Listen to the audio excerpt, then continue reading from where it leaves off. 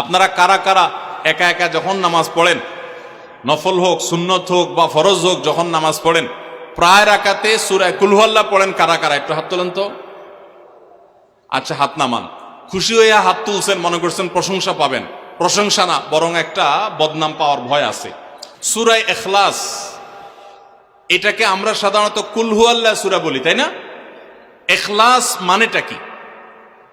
আমরা যেহেতু এই সূরাগুলো নামাজের মধ্যে সবচেয়ে বেশি পাঠ করি, ঠিক না বেঠিক?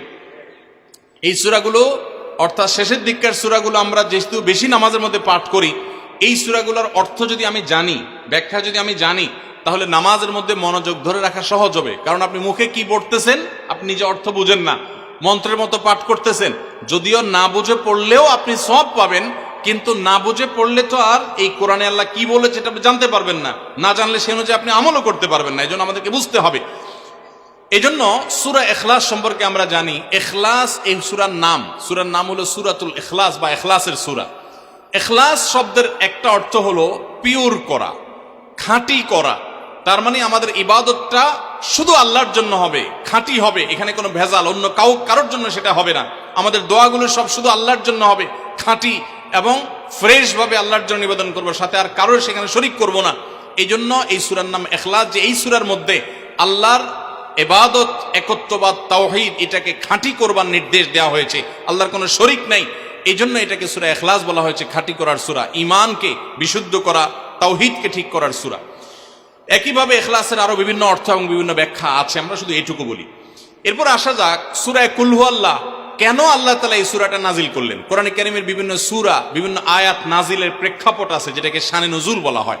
কেন এই সূরা আল্লাহ তাআলা আমাদেরকে দিয়েছেন, এ সম্পর্কে প্রিয় নবী সাল্লাল্লাহু আলাইহি সাল্লামের এক সাহাবী, তার থেকে একটি হাদিস বর্ণিত আছে। সেই হাদিসের আলোকে আমরা জানি যে মক্কার মুশরিকরা, মক্কার কাফিররা, অবিশ্বাসীরা, তারা প্রিয় নবী সাল্লাল্লাহু আলাইহি সাল্লাম যখন তাওহীদের দাওয়াত দিলেন, আল্লাহর পথে আসার দাওয়াত দিলেন, তারা বলল, মুহাম্মদ, আমরা তো সবার বংশ পরিচয় জানি। সেই যুগে মানুষ উটের পর্যন্ত বংশ পরিচয় জানতো, শিখতো। তো নবী সাল্লাল্লাহু আলাইহি সাল্লামকে তারা জিজ্ঞাসা করেছে, মুহাম্মদ, তোমার যে আল্লাহর কথা বলো, ঈমান আনার জন্য বলো, তোমার আল্লাহর বংশ পরিচয়টা একটু আমাদেরকে জানাও। মক্কার মুশরিকদের এরকম হাস্যকর দাবি শোনার পর প্রিয় নবী সাল্লাল্লাহু আলাইহি সাল্লামের প্রতি আল্লাহ তাআলা এই সূরা নাজিল করে তাদের এই প্রশ্নটা যে অবান্তর, আল্লাহ তাআলার যে কোনো বংশ পরিচয় নাই, আল্লাহর যে কোনো জন্মদাতা নাই, তিনি যে কোনো জন্মদাতার মুখাপেক্ষী নন, সে বিষয়টাকে আল্লাহ তাআলা বিশদভাবে এই সূরাতে বিবৃত করেছেন, বর্ণনা দিয়েছেন। এই জন্য ওই প্রেক্ষিতে এই সূরাটা নাজিল হয়েছে।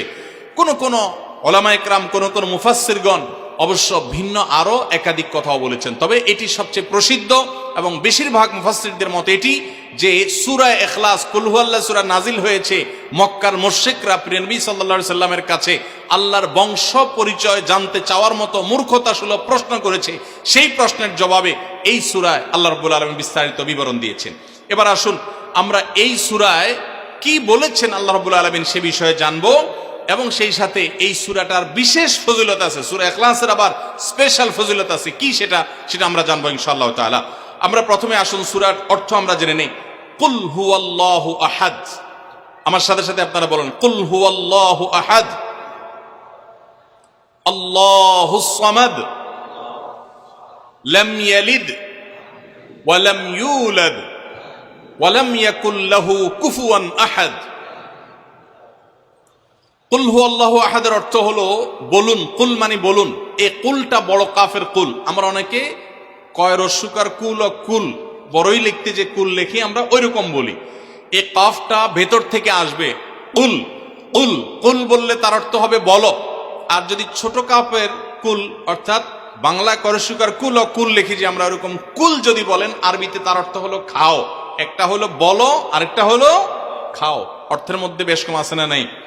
অনেক বেশ কম। কোথায় খাওয়া আর কোথায় বলা।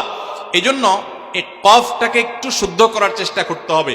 কুল ভিতর থেকে, কুল কুল হুয়াল্লাহু আহাদ। এর অর্থ কি? কুল মানে বলুন।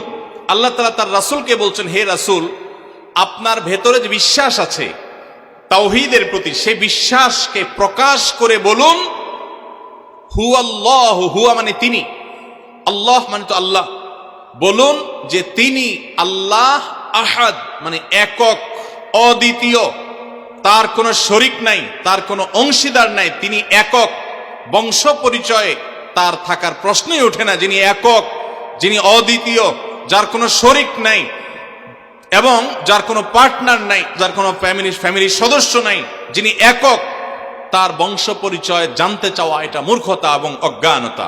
এজন্য আল্লাহ রাব্বুল আলামিন জানিয়েছেন, কুল হুয়াল্লাহু আহাদ, বলে দিন তিনি আল্লাহ যিনি একক, আল্লাহুস সামাদ, আল্লাহ হলেন সমাদ। সমাদ শব্দের অর্থ হলো যে তিনি হলেন সেই মহান সত্তা, সবাই যার কাছে মুখাপেক্ষী, তিনি কারোর কাছে মুখাপেক্ষী নন। সমাদ মানে হলো যিনি অমুখাপেক্ষী, যিনি কারোর মুখাপেক্ষী না। পৃথিবীর সকল সৃষ্টি তার মুখাপেক্ষী, তিনি কারো মুখাপেক্ষী না।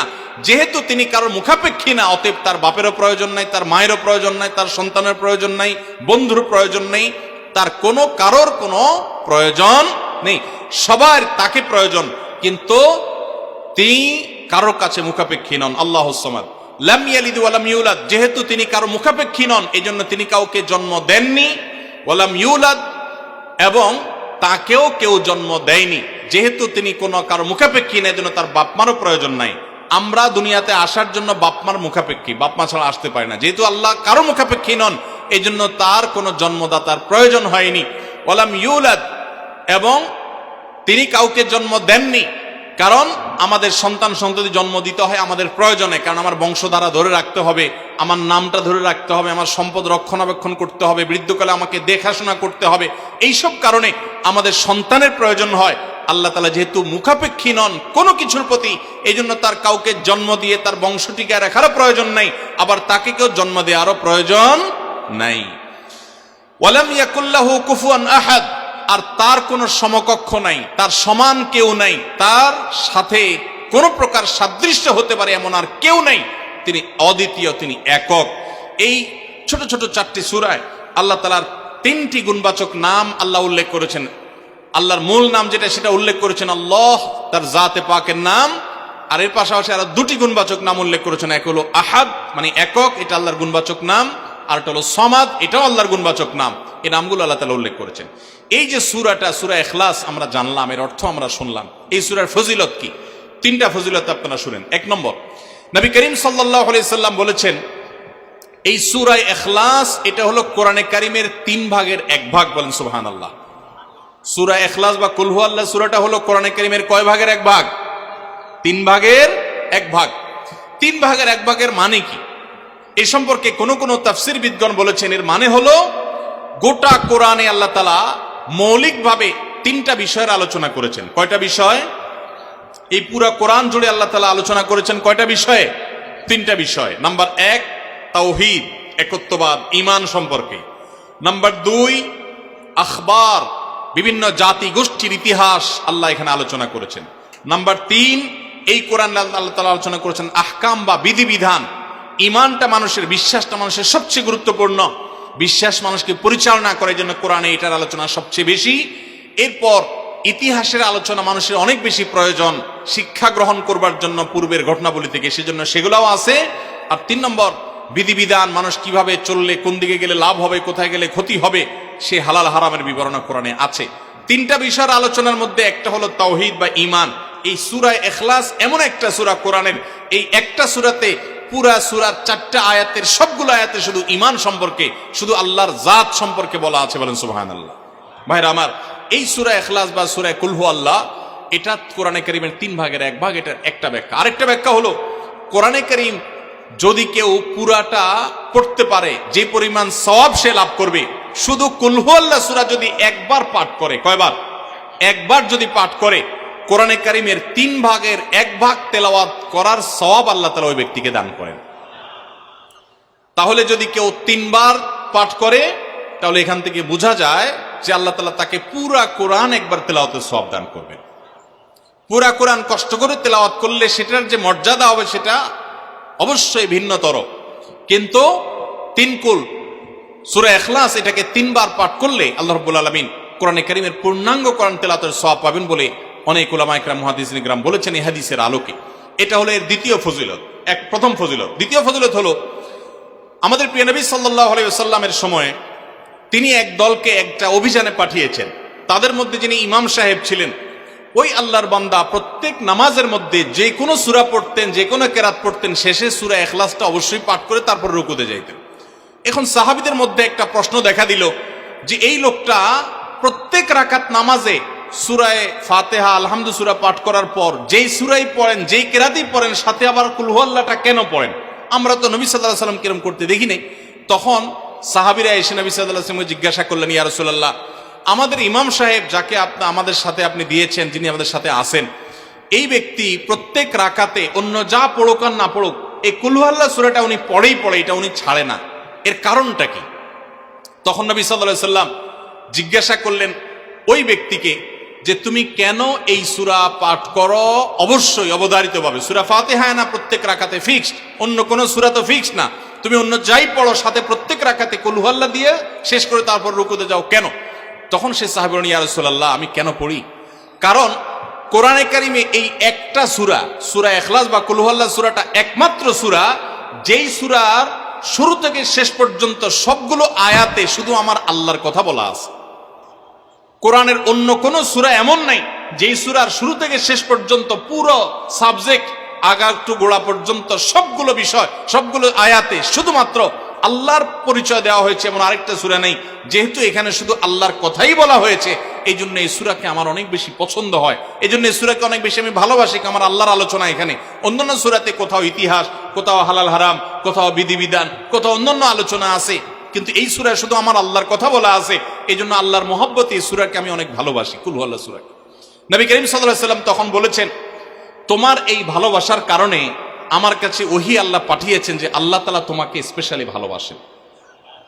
এবং অন্য বর্ণনায় আসছে নবী সাল্লাল্লাহু আলাইহি ওয়াসাল্লাম বলেছেন, হুব্বুকা ইয়্যাহা ইউদখিলুকাল জান্নাহ, তুমি এই সূরাকে যে ভালোবাসো, এই ভালোবাসার কারণে আল্লাহ তাআলা তোমাকে জান্নাতে প্রবেশ করাবেন, সে ওয়াদা করেছে। অতএব ভাইরা আমার, সূরা ইখলাস বা কুল হুয়াল্লাহ সূরাকে স্পেশালি আমরা মহব্বত করব, ঠিক আছে না ইনশাআল্লাহ? এই সাহাবীর পাশাপাশি মদিনায় আরেক সাহাবী, তিনিও ইমামতি করতেন এবং ইমাম হিসাবে দায়িত্ব প্রাপ্ত ছিলেন নবী সাল্লাল্লাহু আলাইহি ওয়াসাল্লাম তরফ থেকে, তিনিও একই কাজ করতেন। তার ব্যাপারে নবী সাল্লাল্লাহু আলাইহি ওয়াসাল্লামের একই রকমের জবাব দেওয়ার কথা আমরা হাদিস থেকে জানতে পারি। সেখান থেকে সূরা ইখলাসের মর্যাদা বোঝা যায়। আমরাও অনেকে সূরা ইখলাস প্রায় রাকাতে পড়ি, আছে না নাই? আপনারা কারা কারা একা একা যখন নামাজ পড়েন, নফল হোক, সুন্নত হোক বা ফরজ হোক, যখন নামাজ পড়েন প্রায় রাকাতে সূরা কুল হুয়াল্লাহ পড়েন কারা কারা? একটু হাত তোলেন তো। আচ্ছা, হাত নামান। খুশি হইয়া হাত তুলছেন, মনে করছেন প্রশংসা পাবেন। প্রশংসা না, বরং একটা বদনাম পাওয়ার ভয় আছে।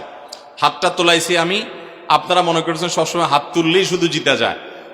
দেখেন, যারা সূরা ইখলাসকে মহব্বত করে, এই যে ঘটনা আমরা শোনালাম নবী সাল্লাল্লাহু আলাইহি ওয়াসাল্লাম, এটা জেনে যে আমার আল্লাহর আলোচনা আছে এই সূরায়, অন্য কোনো আলোচনা নাই, আল্লাহর পরিচয় উল্লেখ করা আছে, আল্লাহর বৈশিষ্ট্য এবং ক্ষমতার উল্লেখ আছে, সেই মহব্বতে যদি কেউ সূরা ইখলাসকে মহব্বতের সাথে ধীরে ধীরে পড়ে, তাহলে তো তিনি অবশ্যই আল্লাহর কাছে বিশেষ মর্যাদা পাবেন। ওই সাহাবীর মতো আল্লাহর ভালোবাসা পাওয়ার সম্ভাবনা জোরালো।